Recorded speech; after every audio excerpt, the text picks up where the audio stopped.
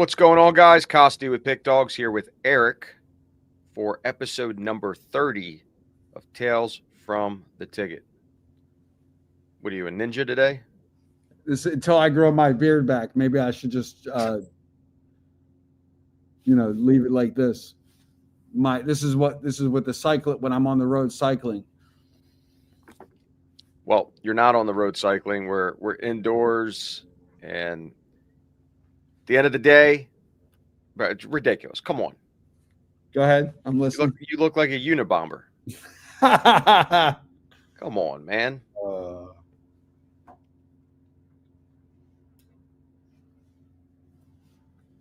For those that are new, this particular sports betting show, it's not about picks. So if you're here for the picks, you're not going to get any on the show. That's what the morning show is for, 7 days a week, 365 days a year. What this show is about is talking strategy. Basically, we have done this for 10 years now. Actually, no, 15 years now. And we shoot the shit. Eric and I have a lot of expertise in this industry. We have a lot of knowledge. We have a lot of stories. And this is just our way of giving back and making fun of each other while at it. Right? Exactly. But we're a week away from Thanksgiving. We're exactly 8 days away from the anniversary of Mitch Wilson's passing.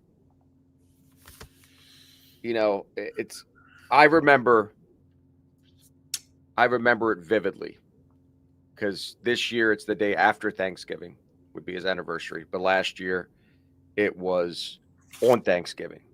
I remember texting in the morning around 9:30, back and forth. And then I went over to my in-laws, and as I'm pulling up, I get the call from you. Actually, no, I got the text. You were the worst. By the way, you're still the worst. You should have called me. Instead, you never put something like that in the text. I was in shock. Honestly, I was in shock. I know. Yeah, I was in shock. And I get on the phone. I'm not crying, guys. I'm just listening to this story. Go ahead. I get on the phone right before I walk in. Like, literally, I pulled into the parking spot, and we're about to walk in, and you dropped a bomb on me. I couldn't move. I locked up completely. And Lindsay, my wife, was like, "What's wrong?" She's like, I told her, I was like, you're walking into, and again, this is me being selfish because it's not about me. But in that moment, I felt like it was about me because I couldn't walk into Thanksgiving where obviously, you know, we know what happens when you walk into a Thanksgiving that you haven't seen your other side of the family for most of the year. Everybody's happy. Everybody's, grateful, all these things. And I had to hold it in because the last thing I wanted to do was, one, I didn't have all the information. And two, I didn't want to talk to everybody for them to tell me, and I have to explain the story. So I remember I told Lindsay, and it was the biggest outer body experience that I've ever had, with having a million thoughts go through my head, not knowing how to deal with them, still trying to be present for that family's, that house's Thanksgiving, because I had to go to another house after that, and then taking all the phone calls from everybody in between. Right. I'm listening. It was a day that I probably will never forget. I mean, I remember it like yesterday. And it's crazy to think it's been an entire year almost since that day. Well, it's so I don't know how it is so I did the same thing. I had to go to my stepsister's, we had plans to go to my stepsister's house for Thanksgiving, which we pretty much do every year. And it's in Rockville. So, it's like a 45-minute drive. So I called my mother and told her, because I was going to meet her there. My kids knew. And I said, just don't even Like I just sat in the corner. The football was on. I didn't talk to, like, it was just like I was there, but I wasn't there. I wasn't engaging. I wasn't talking to him. I didn't want to have everybody coming up. Sorry for your loss. You don't put that down on other people. You know what I mean? Every day, you know, and just to twist this with Mitch, right? So the fact that it happened on a holiday, every day somebody is born, every day somebody dies. So as you know, Kosty, the mother of my children, her father passed away on her birthday. So I've already experienced like a happy event that becomes like a mixed event. So it's like, can you imagine, like, you know, every year it's her birthday, my ex-wife, and her father passed away on her birthday. And, you know, I remember, you know, so I realized the days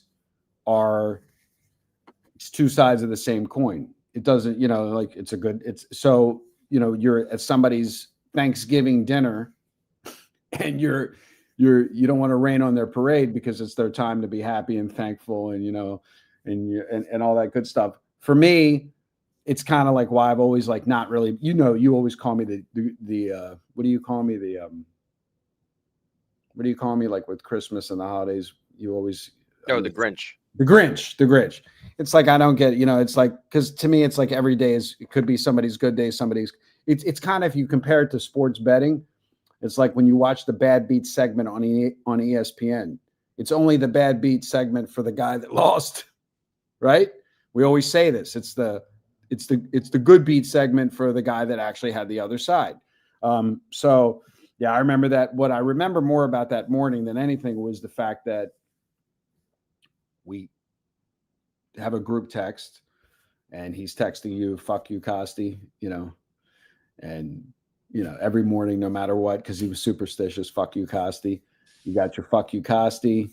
And then he was like, I'm going to go work. It was very weird. It was like, you know, I'm going to go work out. If people don't realize, we work on Thanksgiving. We usually go in before, and then we leave when the early game starts.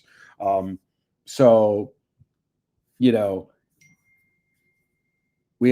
you live long enough, you see these things happen, but it is amazing that it's been a year.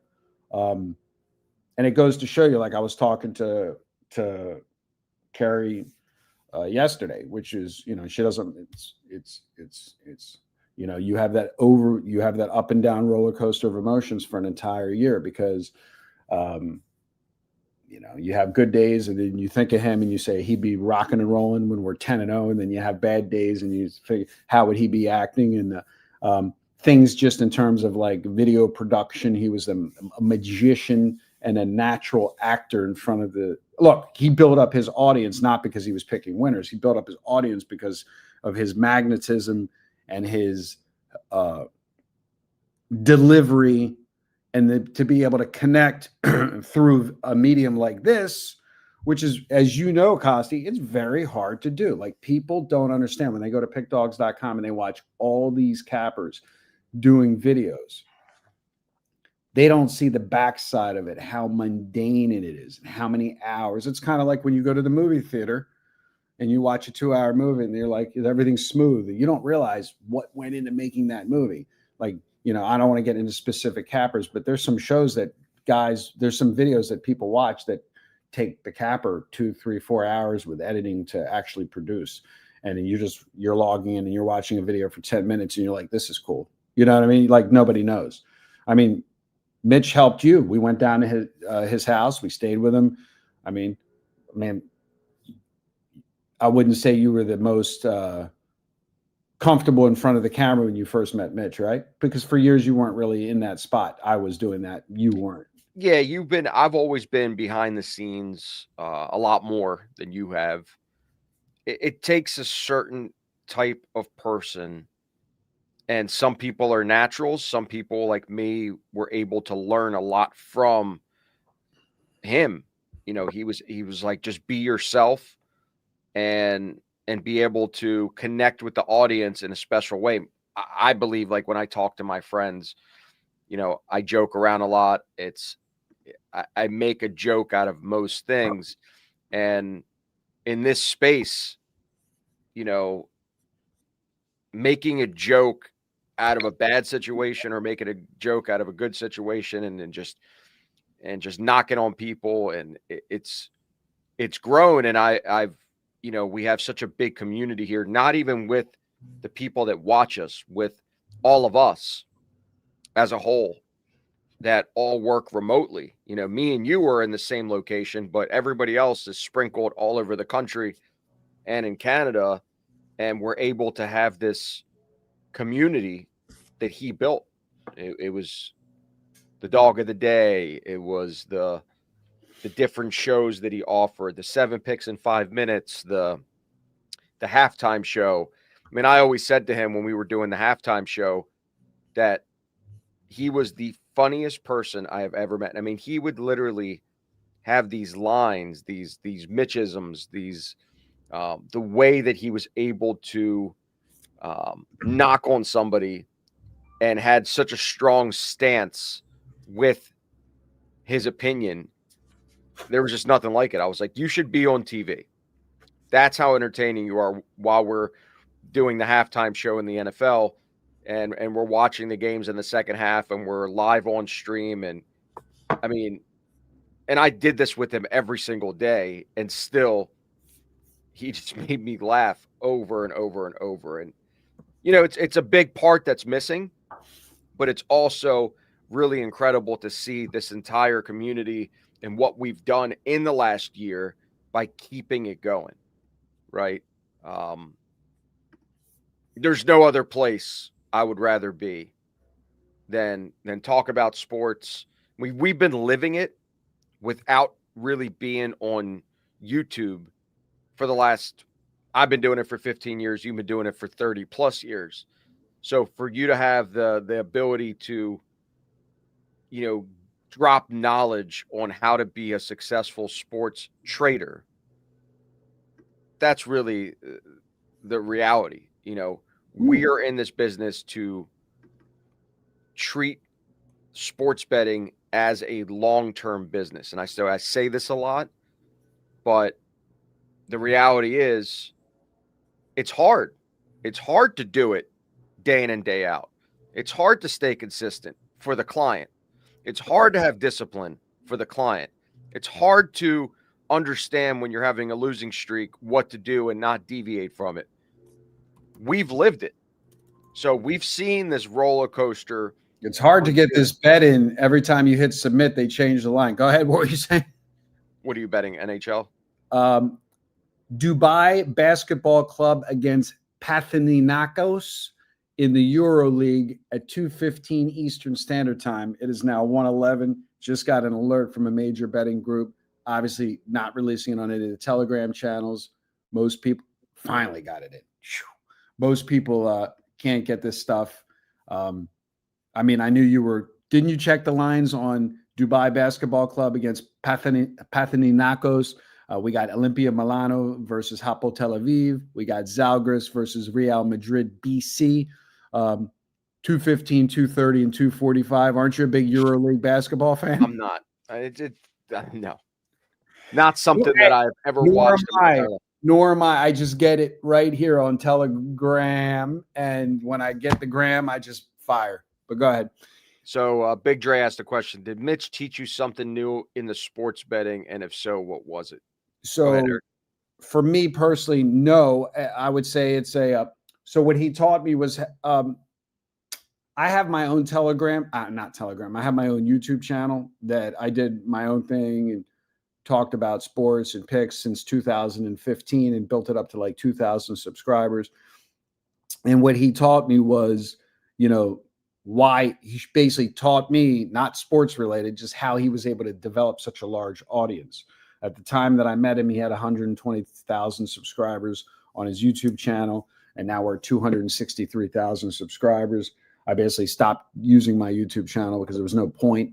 Why would I want to do something where I have 40 people watching me versus thousands of people watching me each and every day?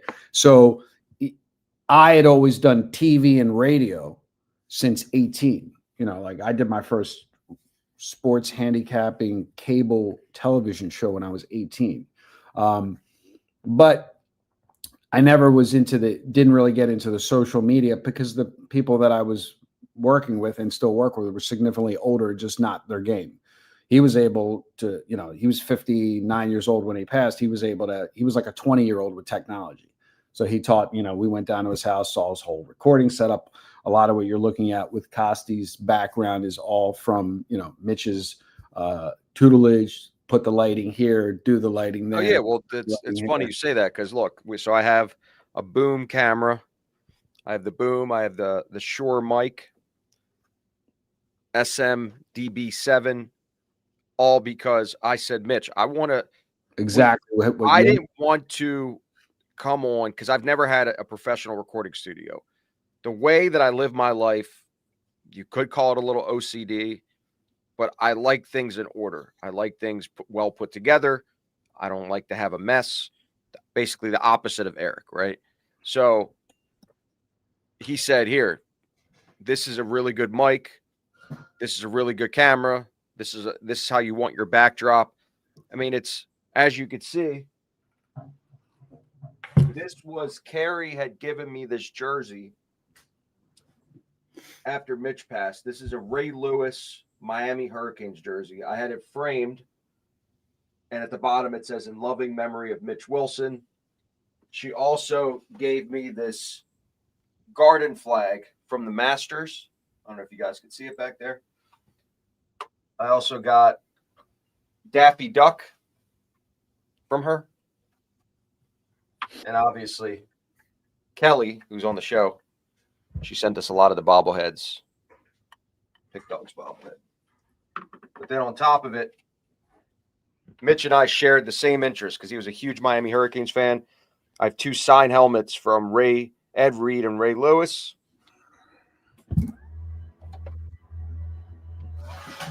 And a lot of the things in my backdrop have meaning. And that's how he treated his backdrop, where everything behind him had meaning. It was something that he had hobbies, going to music, a lot of the music that he followed. I have his Kiss bobbleheads that Carrie sent me.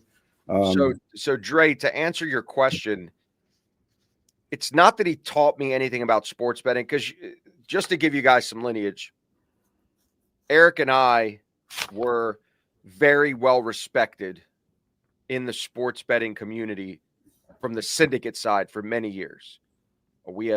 So let's stop right there. So we say things, and I always say it's like you're multilingual. You speak Russian and English. We say things like this is a third language, right?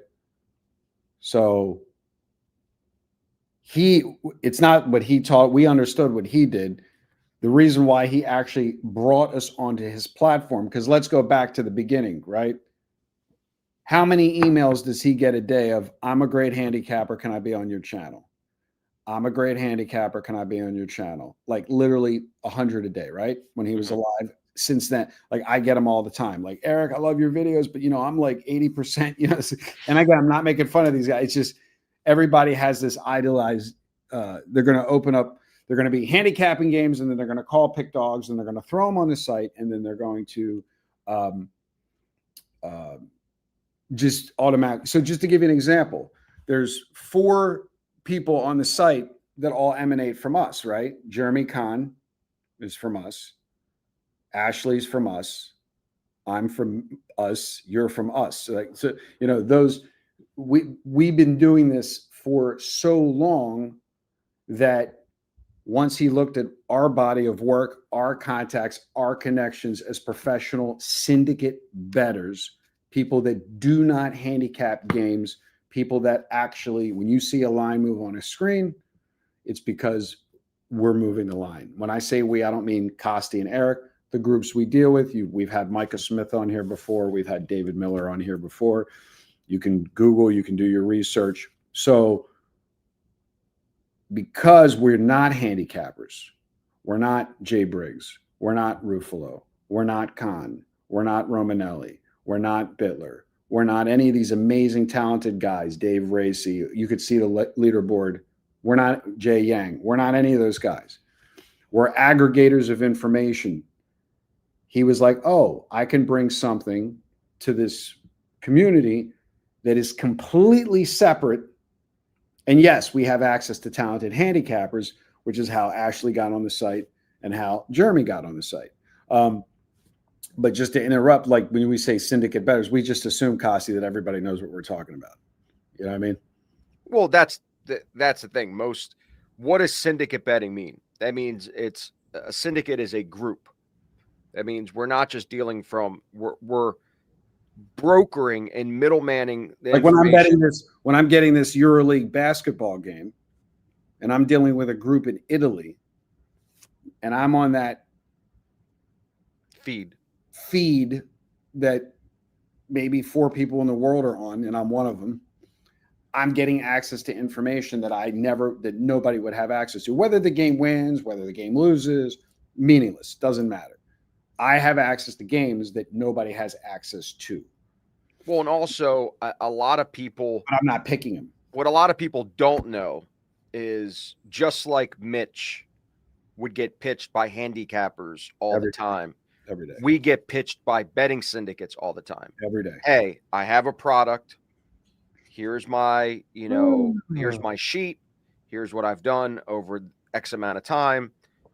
Can you sell this product for me? Because they realize they can't do what we do. Right. They don't have the time and emphasis to deal with the clients because at the end of the day, they're too busy betting. So in their world is they just want to monetize their information, their system, their strategy of whichever sport it is, whichever time of the year it is, how they attack the markets, what they do. And we get pitched all the time. And it's our job to weed through the BS, and there's a lot of it, and then be able to put those games or put those selections on a silver platter to the client. You want to ask Big Red? Well, let me say this. If you're new, this is not a pick show. This is not the morning show. That was at 11. That was 11 a.m. So if you missed the morning show, Jay and Roof were on it. Go right on the live recordings, and the morning show is on there. It'll give you all the selections for the day. This show, we do it every Thursday at 1 o'clock. This is called Tail from the Ticket. So this is about psychology behind sports betting. Even though we do a lot of the stuff and a lot of the way that we talk and the way that we move on an everyday basis, we talk about a lot of those daily strategies in our personal videos. But this is something that we are able to banter about regarding, the state of the union of what's going on in the betting markets day to day. And that changes, whether it's, just baseball season, just football season. Now we have basketball and football season crossover. You have international sports. I mean, there's a lot of ways you could attack the markets. It's each person is limited, I always say, to how they can make money. I mean, I get so many calls on a day-to-day basis, and 80% of them are parlay bettors. I got it. 80%. Kosty, so for all the people that didn't watch last year, I just wanted to look this up while we're doing this video. So, we were talking about, so yesterday was a very dog-sided college basketball card. I think I counted the first 33 games, dogs were 23-10 ATS to start the night in college basketball yesterday. So if you were betting the chalk side yesterday, you got crushed, right? And I was doing a video with Al late, and we were talking about, like most people don't get the whole 50-50 concept. Just to segue to sports for a second. So last week, I don't know if you remember, I explained to you that in the NBA, this was last Thursday, 1 week ago, I said in the NBA, if you bet every favorite or every dog, you were 85, 85, and 4. Remember I said that? Yes. It is exactly 7 days later. You are now 109, 109, and 4. Literally from Wednesday to Wednesday, from Thursday, to Wednesday, whatever that, from last week, Thursday to today, after Wednesday's night's game. Literally, if you had bet every favorite from that show to today, you're 50% down juice. If you had bet every dog, you're 50% down juice. I'm looking at it right here, 109, 109, and 4. And this goes back to what I call like Brian Blessing used to say, throw out what you just saw. So what'll happen is somebody will look at yesterday's games and they'll go, oh, the dogs were winning. Or a better example is 1 o'clock NFL football games on Sunday. Every favorite wins. Oh, the dogs are due to roll at 4. It's completely fantasy land. You're looking at 109. Like when people say to me, oh, it's easy if you only bet dogs, or it's easy if you only bet favorites, and I have this system and I do good and I this is the reality. Now, Big Red said, you have any good stories? Let's talk about tales from the ticket. Let's talk about some good stories from last week. We had this guy call you up, watch you. We'll call him Dino the dinosaur. Absolute man. What time is it? I'm going to clip this and send it to Dino. We'll have to 26 minutes and 11 seconds in. I can tell him we made him famous. We made the imbecile famous. So Dino the dinosaur, tell the story. Tell him, calls you up. So I do my free pick strategy on. I do it every day, where I give you guys. I find you guys a nugget in one of the many strategies that are out there, and just say, here, if you're looking for a free play, here's a good strategy that you could follow for this day. So Dino calls me and he goes, Kosty, I went down 300,000 in my FanDuel account. Then I yo-yoed up to 1.1 million, and I could be butchering it to the dollars. I'm pretty sure it was around there. 1.1 million. Now I'm down 500,000. And his first words were, how can you get me even before the start of the year? I told him to go pray. I said, go pray. He goes, what do you mean? I'm like, Dean, I am not in the business of forecasting future returns to the dollar and being locked into a specific time period. Now, if you follow it long term, you have the right discipline. You don't bet your own games. He goes, I get it. I'm in. I watch you every day. I actually played your free pick prediction. I think it was last Thursday night. 35,000. Put 35,000 on it. I said, perfect. Then you should have no problem paying the fee. No problem. I'll take care of it tomorrow. Instead of paying, he then sends me his screenshots of his bets, and he had a winning day. Well, no. Itemizing. No. Itemizing. He didn't have a winning. Individually screenshotting the winning bets, not showing the losing. Whatever. Right. So right there, I know that person is destined for failure, because his ego, EGO, is now clouding his judgment of going, you know what? I can get it back myself. Why do I have to pay somebody? And so what you and I discussed is that, usually it's like walking into the casino. You know what? This person is FanDuel's #1 client for life. We call him a bookmaker. He will never win betting sports because his ego will always dictate his performance.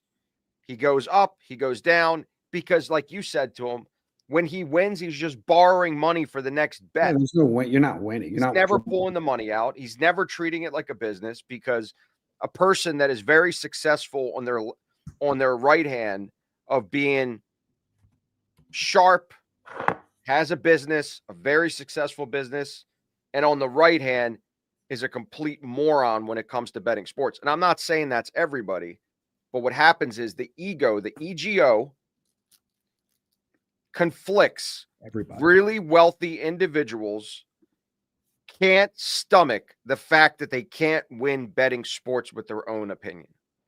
They can't figure it out. It's the biggest mystery. It's the same thing for guys. Back to the 109, 109, and 4. but it even stems back all the way to Las Vegas before sports betting was even legal. They go to Las Vegas, they spend $1 million playing blackjack. I mean, you see it all the time. Dana White, who's the big wig for UFC, literally loses millions of dollars playing blackjack. He said, I am a total degenerate because he has unlimited money and he thinks he could beat the game. And because he's so, he's so elite when it comes to being a businessman, these people can't figure out a way why they can't win sports betting. And these sports books are just feasting because at the end of the day, we already know the answer. FanDuel's allowing him to make $35,000 bets. Why? Because he's a proven loser. If you're a proven winner, you don't have the ability to bet $35,000 a game on anything outside of maybe the Super Bowl. That's it. I have my FanDuel account. I could log in. My maximum bet is $70. Why do you think that is?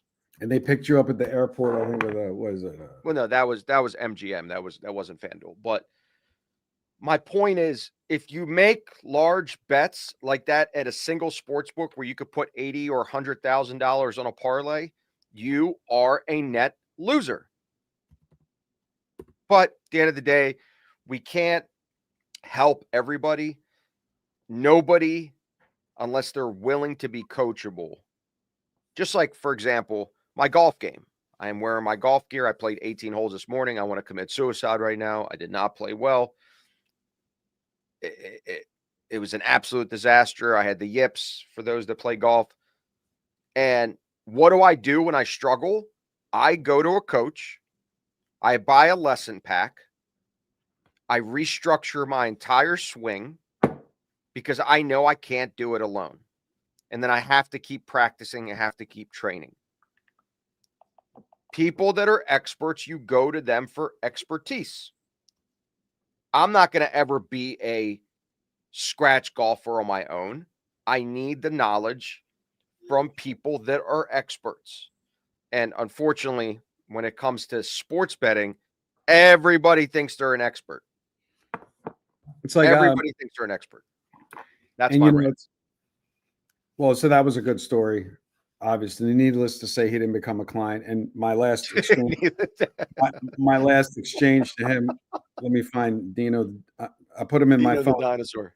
Well, I didn't do that. I put Dino. If you're watching this, which I'm sure you are, I hope you have a very happy Thanksgiving. I hope you have. No, what happened was the last. I am very. You saw me speak to him when he called back, and I said, he gave me well, can I send it from a different account? I don't want my wife to know. The second the guy hit me with the wife pitch, I knew he was full of shit. Basically, you're betting up 35,000 on a game, you degenerate fuck, and you're gonna invoke your wife. Go fuck yourself, basically. So I told him nicely, basically, in a nice way, go fuck yourself, which I have no problem telling anybody to go fuck themselves. And it's not to be rude. It's just that there's only so many hours in a day. And it's like, like I tell people is that most people, it's like, give you an example, Kosty. The comments on the free pick videos that I do are like what I call, they're like kindergarten level. You win a game, you hear nothing. You lose a game. Oh my God, it was a 30-point blowout, blah, blah, blah. You win a game, you don't hear nothing. I get stupid text messages. If this game wins, I'm going to join.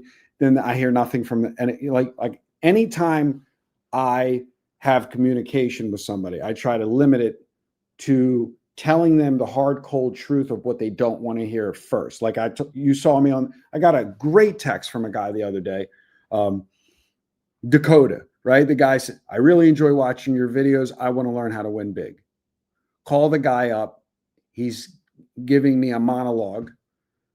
I said, well, everything you just said, I'm just diagnosing you like a doctor, is exactly the attributes of how one can't win sports wagering. And instead of saying, I don't really want, I don't want to hear the truth. Thanks for your time. Have a good day. He just hung the phone up, which is fine. And then I sent him a text message, Bay, there was no need to hang the phone up. But we get this all day long. It's like they don't want the help. So when you give them the What do they want, though? They want confirmation bias of their own shitty opinion. Basically, not one person watching this can win, period. Then they'll start evoking, I won last night, I'm 5-0 in the last five. No, I'm talking about from today, November 20th to November 20th of 2026, can't win. But then you take betting syndicates that have huge drawdowns. And what I find, and then we're going to talk about Al here in a second, because it's a good thing to bring up. And we've talked about it on Al's videos. So Al's had his worst drawdown since the beginning of 2023.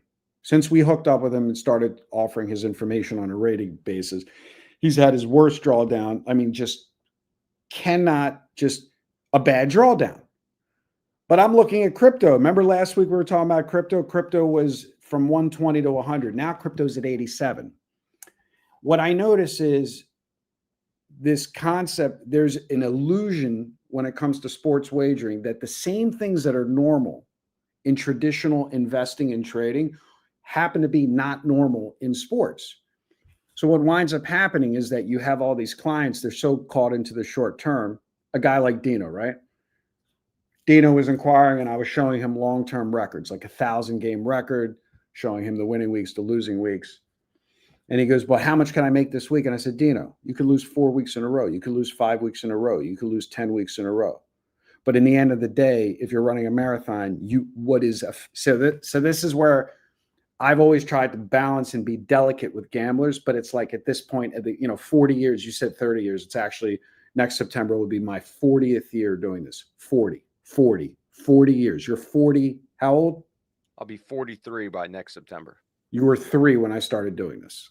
So this is what I explain to people. Anyone can win. Anyone can lose short term. No one can win long term. It sounds very dejecting unless you have a system. Macy is a perfect example. Macy, I don't know if you have her text regarding Al. She sent the nicest. Yeah, I do have it. I'll bring it up. I read it, Macy. I read it to Al. He thanked you profusely very much. And it goes to the fact that. Here, I got it. Okay. She said, I just want you to know I prayed for you and Eric and Al in my quiet time today. I am hoping you're all holding up under pressure. As a client, I care and I am thankful for your hard work. These times shall pass. Right. It's a drawdown. But the thing is, Macy was with us last year. I have a client, a new client, Justin. He said, he called up and he said, are people yelling at you? I said, no, nobody's yelling at me. If somebody yelled at me, I hang the phone up on him. It sounds very cold when I say that. But when you have a syndicate and you're a broker of information, like this game that I just hit, this BC, I don't even know, I've already forgot, something against Panathinaikos in EuroLeague. I'm betting games at such a quick rate that I don't even have time to look at with the name of the team. I'm just get this game in, get this number, get it, bet it, and forget it. So what happens is people will hear that you're a middleman of information, and then people will then turn around and then they will tell you how great you are when you win or how bad you are when you lose when you're not picking the games anyway. Now, you take a guy like Big Al, right? Big Al is very unique. He was written up in ESPN in 2010 or 2011 as having basically one of the most feared databases on the planet. 3 people have access to this database. I know personally he's had people offer him up to $5 million for the database. He's declined. Basically won't even consider selling it for less than $20 million. And when that happens, I'll be the broker and the middleman because he doesn't want to deal with the people. See, I just got another alert right now. So what happens basically is you do these shows, Kosty, with David Miller. You do these shows with Micah Smith. You do these seminars when you're discussing variance. And everybody says the same thing. Yeah, till it actually happens. Like if you bought Bitcoin at 120, it's at 86 while we're talking. Nobody's panicking. If you bought NVIDIA before earnings yesterday, you got smashed. Nobody's panicking. You go 0-4, everyone's panicking. And what I realize is there's this unrealistic ability to take a small amount of money and turn it into a large amount of money. I almost say sports betting when done incorrectly is like option trading. And I don't know if you know options, Kosty. You buy a little contract that stock's going to go up, use a very small amount of money. If it goes up, you make 10 times more than you would make if you actually own the stock. We're not financial advisors. We're not giving financial advice. Don't want to put that out there right there. But the point is, you have this ability to 10x your money with options. And it's the same thing with parlays, right? Which is why parlays are like basically crack, right? You hit a parlay, you are on that parlay high, and you're going to chase that parlay high. And the reality is most gamblers can't handle real ups and downs that you would be able to handle in the crypto market, that you would be able to handle in the stock market. Everybody knows that the stock market will be higher in a year from now than it is now. And everybody knows in between it's going to go like this. Everybody knows that if you're playing Micah's games, you're going to be higher, but it could go like this. Everybody knows if you're playing Al's games, it's going to be higher, but it can go like this. And for whatever reason, there's a disconnect. I almost think, Kosty, the best sports bettors are traders that never bet sports, because all they know how to do is manage risk. They don't say, like, what should I do now that I had a losing week and my bank? What do you mean? What the fuck do you should have had the right proper money management to begin with. Doesn't matter. Quarter Kelly, 3/4 Kelly, half Kelly, full Kelly. Pick your poison. If you don't know what Kelly is, well, that's a whole nother conversation. Then we have a conversation about Kelly. But I think that the education part of it is, I think most people that inquire, and again, you take Dino the dinosaur. He ran it up to 1.3 million from, let's say, 100,000. When somebody tells me that they didn't stick 1.3 million in their account, I already know they're screwed. Do you imagine mentally, if they did it once, why can't they do it again, Kosty? Like, you did it once. Steve in Virginia Beach hit an 18-team parlay for 350,000, right? It's basically like catching a lightning in a bottle. I think 2 of the 3 games he told me won by half a point. Like, it's done. It's like hitting the lottery. How many people do you know that hit the lottery that hit it again the next year? I mean, well, it's also, and I like to make this analogy because the sports book is no different than a slot machine. Right. It's no different than a slot machine. How you utilize the sports book is how you can win. Parlays and exotics is like playing slots, because you always chase the hand pay. You're chasing the jackpot. The jackpot's listed on the screen. It says 100,000, 200,000. Hand pays are thousands of dollars off a $5, $10 bet, $25 bet. It's no different than a parlay. These slot machines don't lose. They don't lose. The sports books don't lose. Why? Because everybody's trying to hit the lottery ticket. And social media, and I say this all the time on the show, and to everybody, social media makes it, and society normalizes parlays.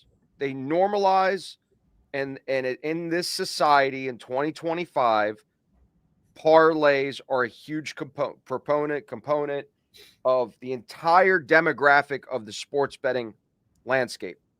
You go on social media and they're posting those $200,000 anytime touchdown parlays that somebody hit, a player prop parlay, a team parlay, all these crazy 100x, 200x, 500x parlays. So everybody that's reading or watching that feed believes they could hit a parlay that day. It's no different than if I'm standing in the high limit slot machine room, and somebody just hit a hand pay for 20,000. Right away, in my mind, psychologically, I believe when I'm playing, I can get the same hand pay. I see that he made a $10 bet and he hit the jackpot for 20,000, or a major or a minor, whatever it is, right? So psychologically, I am now going to try to do the same myself. Guys, you could look at all the earnings for FanDuel, DraftKings. They're publicly traded companies. They make a majority of their money off parlays and oversized wagers. They don't make their money off people doing units and money management and EV betting and betting with a strategy. They don't make any of their money on that. They make all their money off parlays and oversized wagers. Let me interrupt you. I'm just Googled it while we're talking. Parlays are a major source of profit for DraftKings and other sports books because while they have a significantly higher house edge hold percentage than single bets. While single bets generally have a house edge of around 4 to 5%, parlays generally often result in a 20 to 30% edge for the sports books. Financial impact. DraftKings management, including CEO Jason Robbins, has explicitly stated that a higher parlay mix is a key factor in improving the company's sportsbook net revenue margin and overall profitability trajectory in the second quarter of 2025. A higher structural hold percentage was the primary driver of record revenue and net income and adjusted EBITDA for the company. I mean, it's a simple Google search. And then you got guys telling me they're hitting 3-team parlays, 5-team parlays. Yeah, they're hitting them, but literally publicly traded company, the CEO is basically saying we make basically a little bit of grease from the straight bets and we make all of our profits from the parlays. Now, we're not talking about correlated parlays. We're not talking about long teasers. We're not talking about the stuff that will get you banned where they're going to limit you to $50 a game. Are there parlays that are worth doing? 100% absolutely. Are you able to do them? Absolutely not. Like Dave Miller crushes the books with correlated parlays in baseball and then gets limited to $20 a game. So what's the point?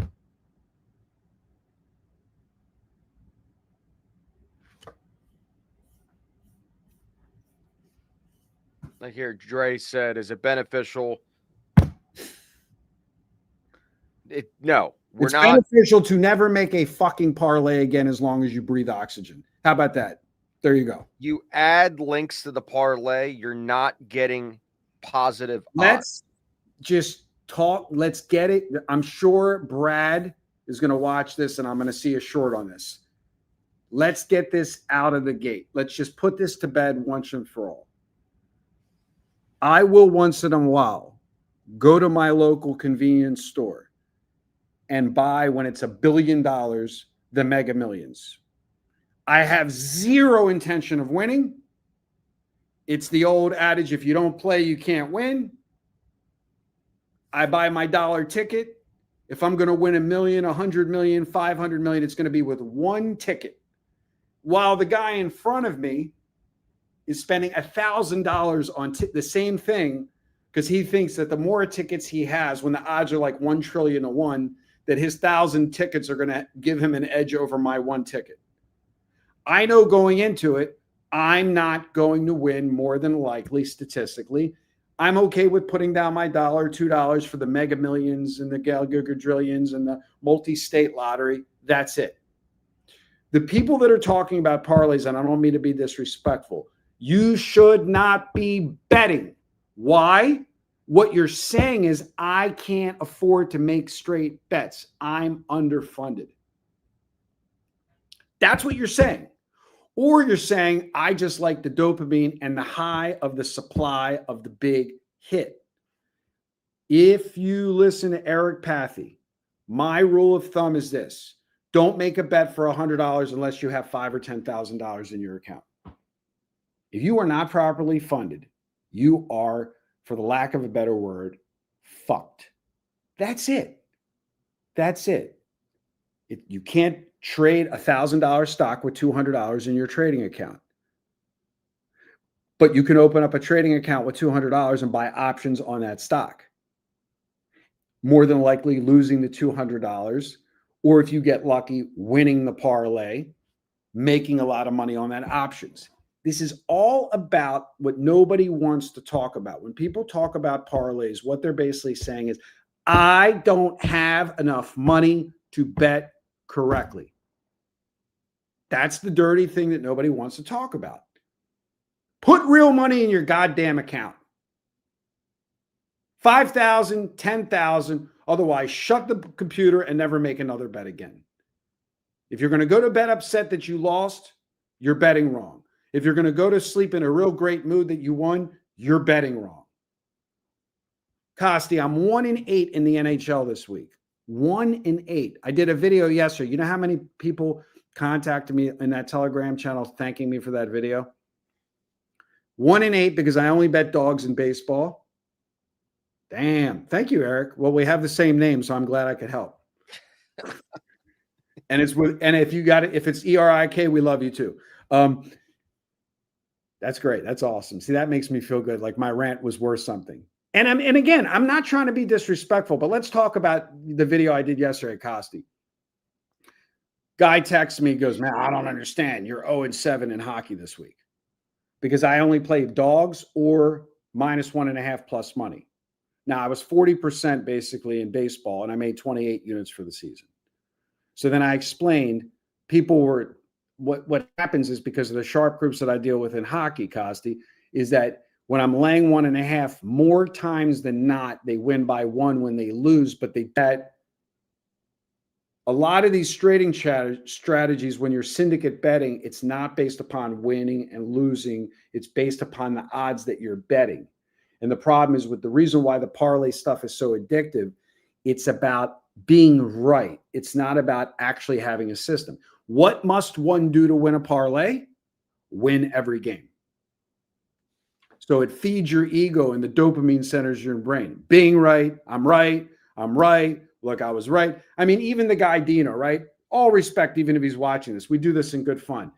How many guys could, in a straight face, tell someone on the phone, I took 100,000, turned it into 1.3 million, then took the 1.3 million to -500,000, then have enough audacity in the same conversation to say, I'm pretty good at picking football.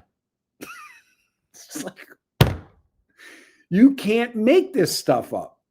We could do a whole reality show on the mind of a sports bettor. You can't make the way you're able to justify your insanity as a gambler is at a level of dystopian thinking that you can't even write a script in a movie. And it hasn't changed for 40 years. I was talking to a guy yesterday who I've known for 25 years, Kosty. You know who I'm talking about. And I'm like, nothing's. He's like, well, what's the difference with the legalized landscape? Nothing. They're all the same. The guys that want to treat it as a business and it's boring and there's no dopamine and there's no excitement, they make money. The guys that are all about the excitement and the rush and the jumping up and down, they lose money. This hasn't changed in memoriam. I'm done with my rant. Well, and the thing is, look, if you're underfunded, it's okay. Yeah. You can buy any daily picks from the handicappers on this platform. Mitch was flowing through me. I had to just go crazy. What we do, we turn away a lot of clients because of the underfunded nature of what they do and how they operate, because we don't want to set people up for failure. So in a world where, in the handicapping world, where really, at the end of the day, we offer a unique product, a product that you get to talk to us on a day-to-day basis that nobody else on this community, nobody else at PickDawgz gives you an option to do so. You could buy anybody's picks and you could see their write-up for the game, but there's no communication of working through the ups and downs, the navigation of the weeks and what we're doing and how we're moving and how we're operating. So with us, we have a specific entry point for you to receive syndicate plays. And unfortunately, it's not for everyone. There's plenty of people that call me that say, hey, look, I watch you all the time. I want to learn from you. I want to subscribe to your product, but I only have $1,000 in my account. I politely say, look, figure out a way at some point. If you ever get to a point where you have at least 5 or 10K, call me back. And I may never hear from that person again, but I respectfully tell him what his options are. Because look, if you're doing this for entertainment, and when I say entertainment, anybody with $1,000 bankroll is doing it for entertainment. Anybody with a $500 bankroll is doing it for entertainment. They're buying daily picks. They're having fun. They're up and down a couple hundred, and that's okay. Not everybody in this world will ever have the opportunity to drive a Ferrari. There's people out there that drive G-Wagons, Ferraris, Lambos, and there's a lot of people that would never drive those cars, and that's okay. But let's say you went enough to buy the Ferrari. Let's say you take the 100,000 and you run it up to 1.3 million like Dino did. The guy never made a withdrawal. See, not only what they disclose in these public financials with the sports books is very telling. They disclose how they make the majority of their money, and they also disclose their deposit and withdrawal rates. What percentage of people you think actually withdraw money from their sports book? Less than 10%. Yeah, it's like 2%. So it's a one-way street. Feed the beast, feed the beast. And it all this is, look behind me, guys. What do you see? You see, this is what I recommend. Take up a hobby. Take up a hobby, right? Buy some instruments. Learn how to do something. Keep your fingers busy, right? Here's the thing. What these guys do, these 99% guys at the sports books, their hobby is hitting the reload button on their app on their phone, right? It's stick it in, run it up, take it to zero, run it up, take it in. And this is their form of entertainment. And this is why there's actually no wealth creation, because on the weekend, they're standing in front of the computer. They're sweating every game. They're not shutting the computer, learn how to do something, teach yourself a language, go mountain bike, go rope, play golf like Kosty, learn to play in it. Like it is back to Al, right? We'll go a little over it. So he had a bad drawdown last week, right? I called him and I said, how you doing? He goes, I'm good. I'm taking the kids for ice cream. Like, what are you going to do? Control the outcome of these games? The best, what Al was saying, we were doing a video, Kosty, is when the clients text him to tell him his results like he doesn't know them. Right. Do you know you're 1-3 today? Well, yes, I do. Like, it's like, no, I don't have access. I don't have an iPhone. I don't have an Android device. I don't have a computer. If you didn't text me, like I had a guy text me the other day, he goes, 0-7. Love, nice guy on the hockey channel.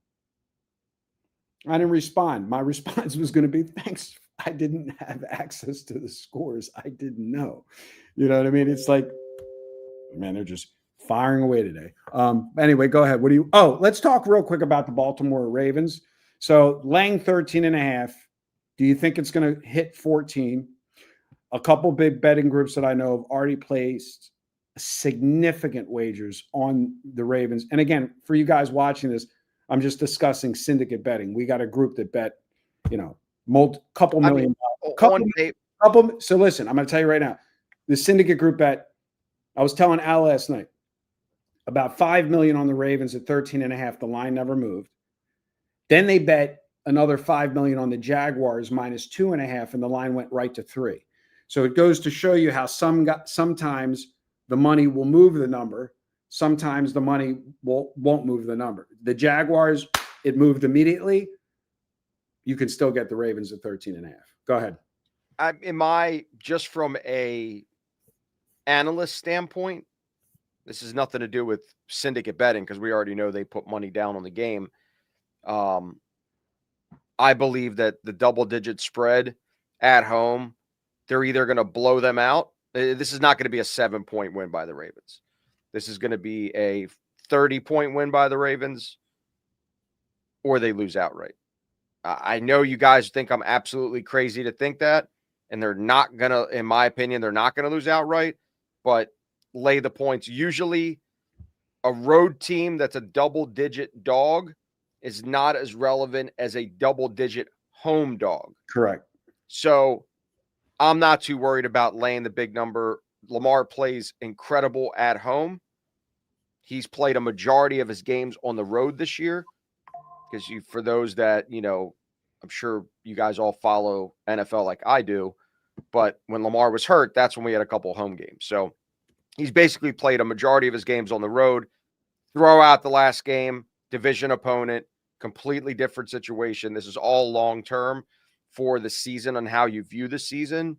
And as a free complimentary selection, since Eric already gave it out, there you have it, guys. Take the Baltimore Ravens laying the 13. So happy. You were so happy when I told you they moved like $5 million on it. Honestly, it doesn't matter because the thing with syndicate betting is one individual game doesn't mean pick. Yeah. There's going to be 20 other plays that day, so they could easily lose the game and still win for the day. So it doesn't really matter in the bigger picture. But from a fan of Lamar and a huge fan of the Ravens win big this week. Well, there we have it, guys. An hour of power. It went by that quick. Don't be a sucker and bet parlays. Just don't. Go on a parlay detox. Be like Eric. Be like Eric. Eric that commented, not this Eric. Go on a parlay detox. I am not Greek, sir. I am Ukrainian. But a lot of people think so because of my name. Kosty is short for Constantine. So I could see how you came up with that. No parlays. Parlay detox until January 1st. Just like people go on a carb detox. Oh, no. They're going to wait. Before we end the show. But I gave you guys permission to parlay all 3 NFL games on Thanksgiving. For fun. Parlay detox until January 1st. We appreciate each and every one of you. We will not be here next week, unfortunately, for Thanksgiving. But happy Thanksgiving. Everybody have a wonderful, happy Thanksgiving. I actually wanted to there we go. You can go a little longer since we're not going to go. Look, boom. There we go. Look. Happy Thanksgiving. The turkey, the festivities. We appreciate you guys. We appreciate each and every one of you. We'll be back here in 2 weeks. But if you want to watch our daily shows, watch Eric's Dime Club, my STP show, and the collaboration that Eric and Big Al do as we constantly bring you guys free picks as well as free strategies. Eric, any last words? We'll be thinking about Mitch next Friday, which will be the anniversary of his passing. The calendar obviously shifted. He did pass away on Thanksgiving morning. So even though it's the day before, technically, no Thanksgiving will ever be the same as long as I'm breathing oxygen on this planet. So may his memory be a blessing, and we'll leave it at that. Everybody, have a winning day. Don't parlay.